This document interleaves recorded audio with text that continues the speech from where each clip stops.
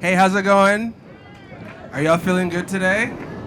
There's great energy all around you. You should be feeling good. So I was asked to say a few words about the historic march of the Poor People's Campaign that was across the Lee Bridge, which we're kind of commemorating. I think it was about 51 years ago. So I just want to contextualize that. And also, since we're talking about Union Hill and environmental racism, also add a little bit of a racial context. And then I want to say some stuff about solidarity, because one of our speakers, Rebecca Keel, she is sick, so she's not here. So I'm going to try to incorporate a little bit of what her themes were as well. So I just wanted to start off just by kind of conceptualizing the Poor People's Campaign a little bit historically. A lot of times, the narrative that you will sometimes hear is kind of like the Poor People's Campaign is focused kind of just resolutely on poverty and economic inequality, which is incredibly important. But it's also important to think about the. And so, sorry, I'm distracted.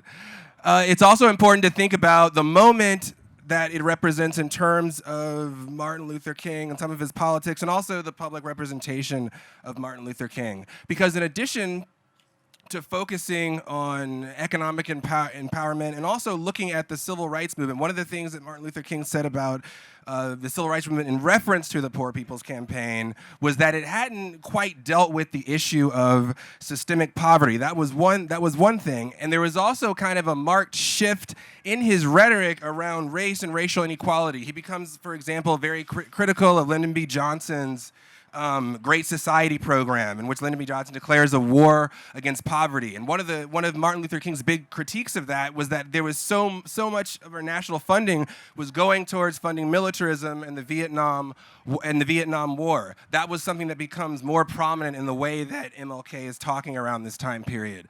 He also begins making more historical references to the relationships between the U.S. government and African Americans.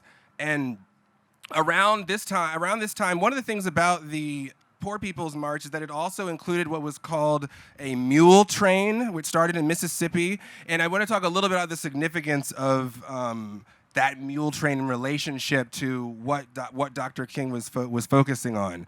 So some of you all have probably heard like 40 acres and a mule. You maybe heard that term around before. One thing that's really important is that towards the end of the Civil War, General William T. Sherman and some other politicians, they are getting together and thinking about how to provide reparations for freed African Americans. And one of the ideas was that you would break up the plantations, and these plantations, 40 acres, would go to each freed slave, and they'd also get a mule. So there was this whole idea. The whole idea of reparations is actually not really new. And Dr. King begins talking about the broken promise of the U.S. government to African Americans, but also to poor Americans in general, and we've heard this over and over again, how so many of our decisions that get made today, especially decisions that are supposed to be made in the name of the people and being made in terms of representative government, having real representation that represents the interests of people who put you in power, et cetera. So much of it is controlled by very powerful money interests.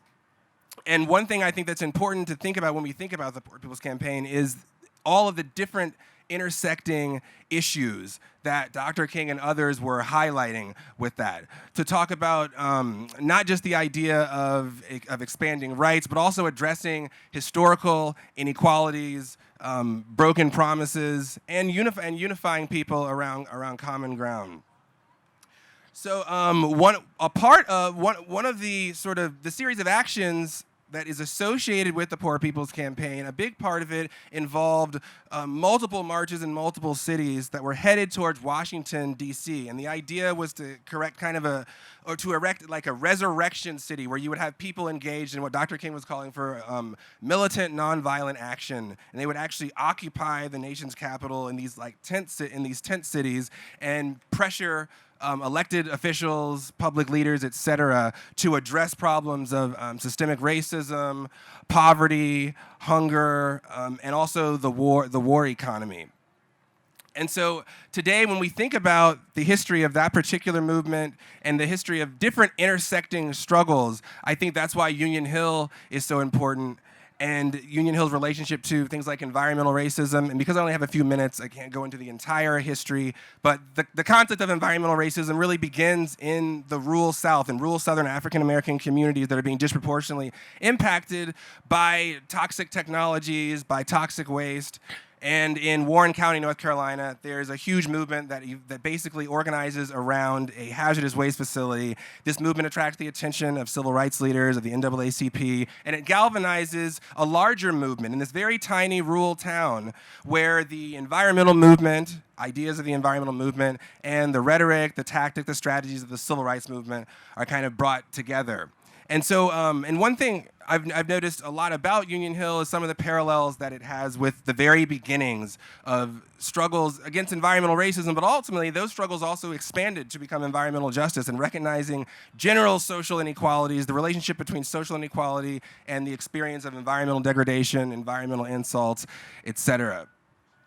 And so Union Hill represents not just that single historic Black freedmen community, but also an entire toxic, destructive infrastructure of a pipeline system, which is part of a larger destructive form of development that's been going on for years in terms of hyper-investment into natural gas infrastructure and very aggressive efforts to try to install that infrastructure so they can basically prolong it. But today I wanted to focus. I know I was asked to primarily speak about the 1968 march, and we addressed that. So because the main focus is Union Hill, I just wanted to think about not just about Union Hill, but also how so many different struggles intersect at Union Hill, involving pipelines, pollution, civil rights.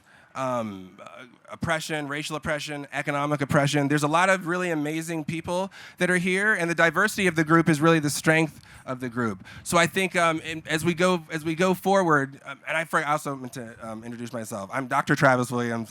I teach sociology at VCU. I teach classes on environment and society. But just to focus on common ground and also to respect unique, distinct histories at the same time. I think it's totally possible to do both of those things. And the strength that I see today here, the energy that I really feel today here is because of how many different groups are together and how much solidarity there is across difference while also respecting that difference as well. So I wanted to close really with just a message of solidarity. That was also something that I know Rebecca Keel wanted to say more about. So really appreciate that, embrace it, and just understand that so much of our power and strength comes from unifying and appreciating and respecting our distinctions and differences at the same time.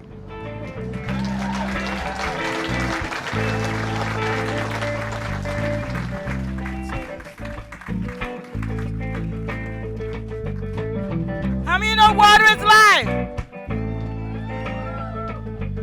The pipeline set us up for a fatal catastrophe. We're taken to the streets, begging to stop this, please. Pipeline compared to lifeline, no comparisons indeed.